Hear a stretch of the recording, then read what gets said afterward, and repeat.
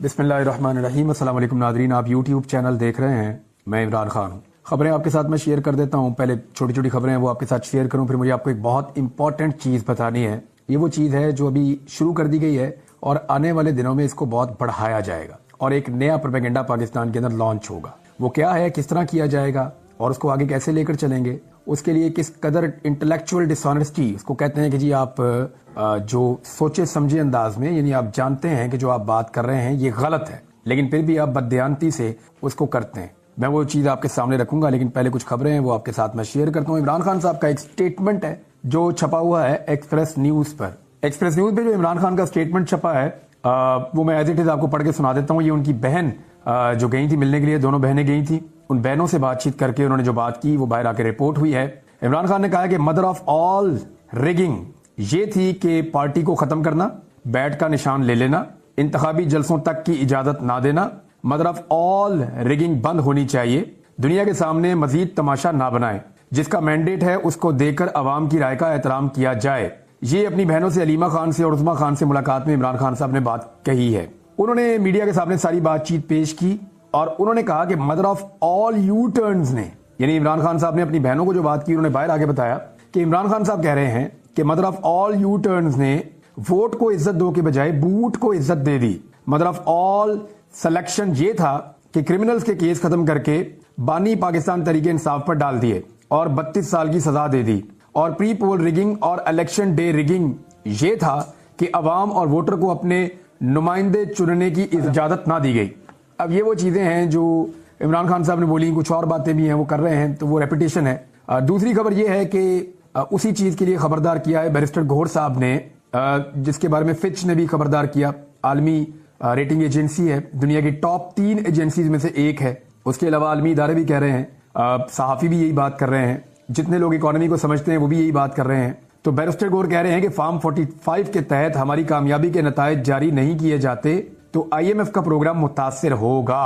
अब वो ये क्यों कह रहे हैं, इसको आप समझिए कि पॉलिटिकली पाकिस्तान स्टेबल नहीं होगा। लोगों ने वोट डाला किसी और को और हुकूमत बन जाएगी किसी और की। यानी नवाज शरीफ को लोगों ने वोट नहीं डाला, वो बेचारे मुश्किल, PTI तो क्लेम करती है 17-18 सीटें जीते हैं, लेकिन मेरे अंदाजे में अगर वो बहुत भी जीते होंगे तो कितनी 30-35 जीत गए होंगे, क्योंकि उनकी तो हालत ही बहुत पतली थी। पाकिस्तान तहरीके इंसाफ की जितनी नशिस्तें छीनी हैं PMLN ने टोटल इतनी जीती नहीं है धांधली करके। तो अगर किसी और की हुकूमत बना दी गई जिसको लोगों का एतमाद हासिल ना हुआ तो मुल्क कैसे चलेगा। जब इकोनॉमी नहीं चलेगी, स्टेबिलिटी नहीं आएगी, तो IMF का कोई भी प्रोग्राम होगा वो काम नहीं करेगा और IMF की कुछ शराइत होती हैं वो सख्त होती चली जाएंगी और आप उन शराइत का बोझ नहीं उठा पाएंगे। बहरहाल बैरिस्टर गौहर ने इसके बारे में स्टेटमेंट दिया है।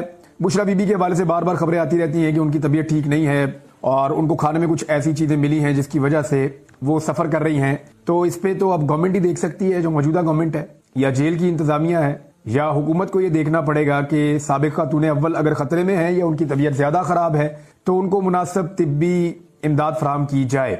और उसके अलावा उनकी एक दरखास्त भी पेंडिंग है कि हमें जेल में भेजा जाए, यानी मैं जेल में रहना चाहती हूँ, मैं बनी गाला के अंदर नहीं रहना चाहती, वहां पे उनको नजरबंद किया हुआ है। अब इससे पहले कि मैं BBC की एक रिपोर्ट की तरफ जाऊं, लेकिन मैं आपको जो इंटेलेक्चुअल डिसऑनेस्टी हो रही है पाकिस्तान में उसके बारे में बता दूं। इसको शुरू कर देते हैं इरफान सिद्दीकी साहब के एक बयान से। इरफान सिद्दीकी ने क्या कहा। इरफान सिद्दीकी का ये कहना है कि 2018 में भी धांधली हुई थी, 2024 में भी धांधली हो गई। उनका ये कहना है कि नवाज शरीफ 2018 में अंदर थे और उनका ये कहना है कि इमरान खान 2024 में अंदर है। उनका ये कहना है कि ये चीजें तो पहले भी होती रही तो आज भी हो गई हैं। तो ये छोटा मोटा चलता रहता है, यानी वो इस किस्म के जुमले बोल रहे हैं, यानी वो सेब को ऑरेंज के साथ कंपेयर कर रहे हैं। अब जरा कुछ फैक्ट्स मैं आपके सामने रखूंगा, ये प्रोपेगेंडा आने वाले दिनों में बढ़ाया जाएगा। आपके कुछ सहाफी भी अब ये कहना शुरू हो गए आहिस्ता आहिस्ता कि जनाब 2018 में भी हुई थी, 2024 में हुई तो क्या हो गया। तो जरा इनका फर्क आप जान लीजिए ताकि आपको आइडिया हो जाए कि वो किस तरीके से सहाफती बददियानती कर रहे हैं, इंटेलेक्चुअल बददियानती इसको कहते हैं, वो कर रहे हैं। मैं कुछ नुक्ते आपके सामने रख देता हूं। यानी नून लीग को धांधली करके हराया गया था, उनका ये कहना है। कितने ऐसे बंदे थे नून लीग के जिनको गायब कर दिया गया, जो मंजरे आम से गायब हो गए और वापस आकर उन्होंने कहा नवाज शरीफ बहुत गंदा आदमी है, हम नवाज शरीफ को छोड़ रहे हैं, वोट को इज्जत दो का बयानिया गलत है, लिहाजा हम नवाज शरीफ को छोड़ के PMLN के साथ हमेशा के लिए ताल्लुक खत्म कर रहे हैं। हमने तो एक भी नहीं सुना। हमने तो जब सुना वो यही सुना कि पाकिस्तान तरीके इंसाफ, ये स्टेटमेंट पिछले 2 साल से उनके लोग गायब होते हैं, आकर दे देते हैं। जीते हुए रिजल्ट्स इतने बड़े पैमाने पर कभी तब्दील नहीं किए गए जितने बड़े पैमाने पर अब नताइज तब्दील हुए हैं। यानी 2018 में ये कहते हैं जी RTS बैठ गया था, लेकिन RTS बैठने से RTS के उठने तक नताइज का फर्क कोई इतना बड़ा नहीं था। 2018 के तमाम सर्वे ये कह रहे थे कि इमरान खान अक्सरियत के साथ हुकूमत बना लेंगे, वो सादा अक्सरियत ले लेंगे, उनकी पाकिस्तान में मेजॉरिटी आ रही है। तमाम सर्वे ये कह रहे थे, लेकिन इसके बावजूद इमरान खान साहब को सादा अक्सरियत नहीं मिली। और उसके बारे में इमरान खान साहब उस दौर में शिकवा भी करते थे कि हमारी कुछ सीटें ऐसी हैं जो हमें जीतनी चाहिए थी लेकिन हमें नहीं मिली, और कुछ जगह से उनको हैरत होती थी कि यहां से हम जीत गए। यानी उस वक्त भी इमरान खान साहब को ऐसे मैनेज किया गया कि कुछ भी करके सादा अक्सरियत ये ना ले सके और एक कमजोर हुकूमत बने। आज सारे सर्वे क्या कह रहे हैं? आज तमाम सर्वे ये कह रहे थे कि इमरान खान जीत रहा है, बड़े पैमाने पर जीत रहा है। यानी 2018 के सर्वे नवाज शरीफ को हरा रहे थे, वो हार गए, कोई अचंभे की बात नहीं थी। 2024 के सर्वे इमरान खान को जिता रहे थे, वो हार गए, ये अचंभे की बात है। ये अलग चीज है, ये 2018 में नहीं हुआ, ये 2024 में हुआ है। बंदों की वफादारियां तब्दील करना 2018 में नहीं हुआ, 2024 में हुआ है। नवाज शरीफ साहब जो गिरफ्तार हुए, वो बदनामे जमाना केस था उनका, पनामा वाला, अकामा वाला, आज तक वो उसके जवाब नहीं दे सके, अभी तक नहीं दे सके। यानी हालात ये है कि अभी भी जब वो इन मुकदमात से निकले तो टेक्निकल ग्राउंड्स के ऊपर निकले हैं। आज भी हमें नहीं पता कि एवन फील्ड के अपार्टमेंट्स कैसे बने थे और मियां साहब के बाद ये प्रॉपर्टीज कैसे आई थी, वो आज तक जवाब दे ही नहीं सके। और जो जवाब उन्होंने दिए थे, जाली दस्तावेजात, वो अदालत में पकड़ी गई थी। कागजात नामजदगी नवाज शरीफ के कितने बंदों से छीने गए थे, कोई याद है आपको? एक भी पाकिस्तान तहरीक इंसाफ से छीने गए हैं। कागजात नामजदगी नवाज शरीफ के कितने बंदों के मुस्तरद हुए थे, याद है आपको? पीटीआई के तारीखी नौयत के सबसे ज्यादा मुस्तरद हुए हैं। नून लीग 2018 में जलसे भी कर रही थी, जुलूस भी निकाल रही थी, रैलीज भी कर रही थी, बैनर्स भी लगा रही थी, झंडे भी लगा रही थी और पोस्टर्स भी लगा रही थी। क्या ये तमाम चीजें पाकिस्तान तहरीक इंसाफ 2024 के इंतखाबात में कर सकी? नून लीग के तमाम लोगों को टेलीविजन के ऊपर आने की इजाजत थी 2018 के इंतखाबात में। सारे आते थे, टीवी पे अपनी बात करते थे, अपनी कंपेन सामने रखते थे। तो आसिम मुनीर साहब को यह समझ आ गई कि ये लोग किसी के भी सगे नहीं है, जिस दिन मेरी वर्दी उतरेगी ये मेरी भी बैंड बजा देंगे। इमरान खान का खौफ तो उनको है ही, उनके दिमाग में ये बात बैठी हुई है कि इमरान खान का रास्ता रोकना मुमकिन नहीं है, प्रेशर बढ़ता जाएगा, एक वक्त आएगा इमरान खान को छोड़ना पड़ेगा, मुल्क चल ही नहीं रहा। अगर मुल्क को चलाना है, सियासी इस्तेहकाम लेकर आना है तो इमरान खान को जेल से बाहर निकालना पड़ेगा। लेकिन अगर वो जेल से बाहर निकलकर रेलिवेंट हो जाता है और इक्तदार में आ जाता है तो मेरी तो ऐसी तैसी फिर जाएगी, क्योंकि हमने तो वो सारा काम कर दिया हुआ है जो जिसकी आइन और कानून इजाजत ही नहीं देता। लिहाजा अपने आप को बचाने के लिए इस्तिस्ना ले लो। तो ऐसा नहीं है कि खाली इमरान खान से बचना है, इमरान खान तो आ रहा है और उसने तो आना है, और वो इसलिए आना है, आज नहीं, कल नहीं, साल नहीं, ये कितनी देर रोक लेंगे, मुल्क में इस्तेहकाम ही नहीं आएगा। तो अल्टीमेटली तो इमरान खान को बाहर आना है, तो इमरान खान बाहर आएगा तो उसको इक्तदार मिल जाएगा, ये ऑब्वियस है।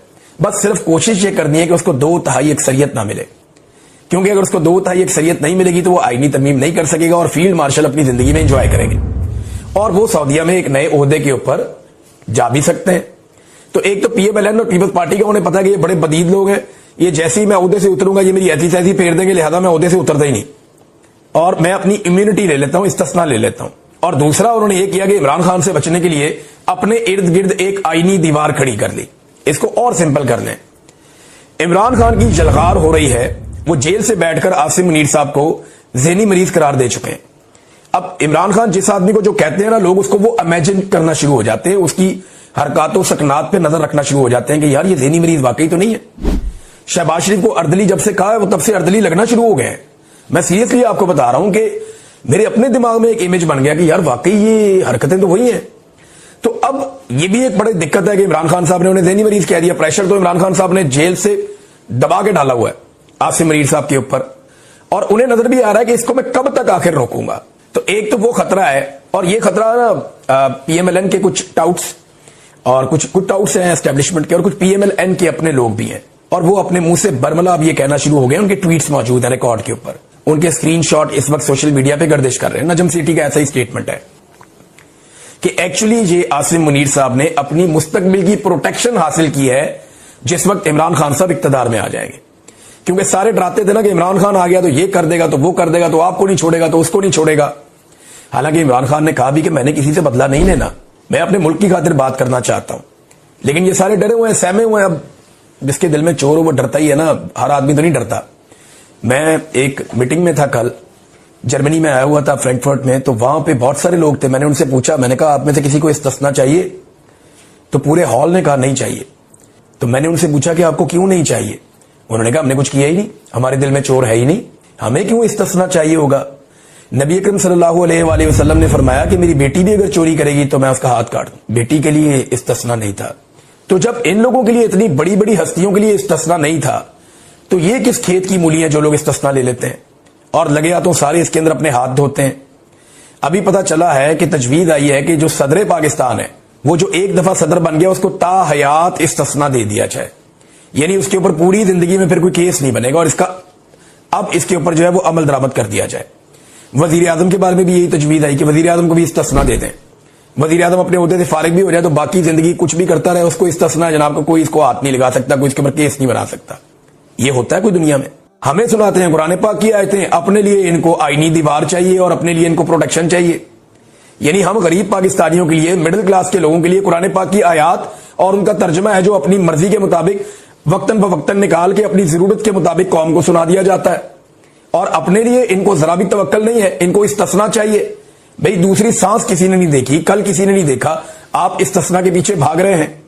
ہمارے کسی خلفائے راشدین میں سے, اسلام کے بڑے بڑے جرنیلوں میں سے کسی نے کبھی استثنا لیا نہیں, لیکن عاصم منیر صاحب کو استثنا چاہیے کہ انہیں ڈر ہے.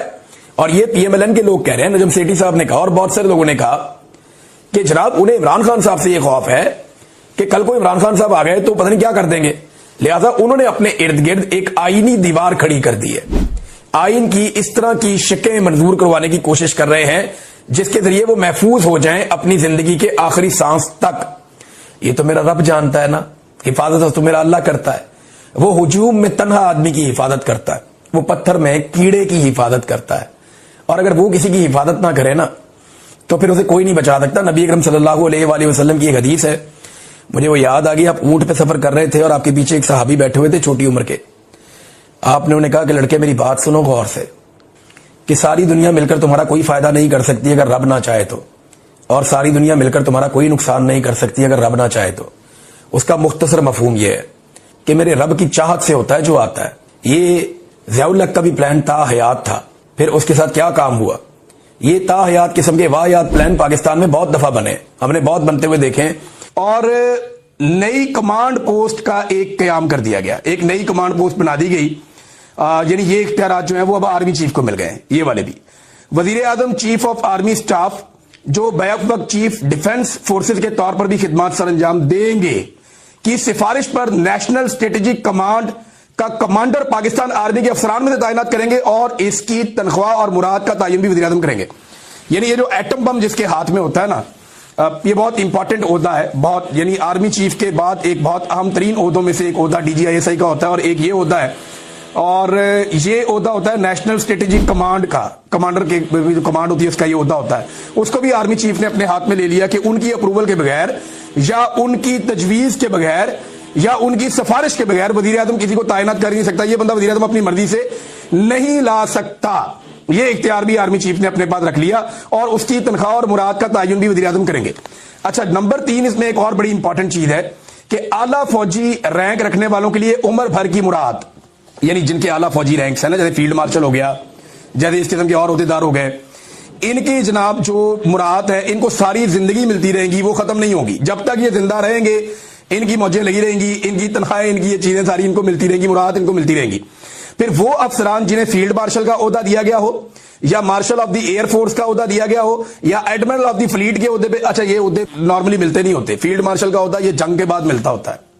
اگر کسی کو آئندہ کسی آرمی چیف کو فیلڈ مارشل کا عہدہ چاہیے ہوگا تو اسے ایک جنگ کرنی پڑے گی پاکستان کی کسی ملک کے ساتھ, یا تو افغانستان کے ساتھ جنگ کر لے. اب اس عہدے کے اندر اتنی پرکشش چیزیں رکھ دی گئی ہیں, پہلے میں آپ کو بتا دوں ہے کیا, پھر آپ کو بتاتا ہوں کہ جنگ کیوں کرنی پڑے گی آنے والے آرمی چیفوں کو.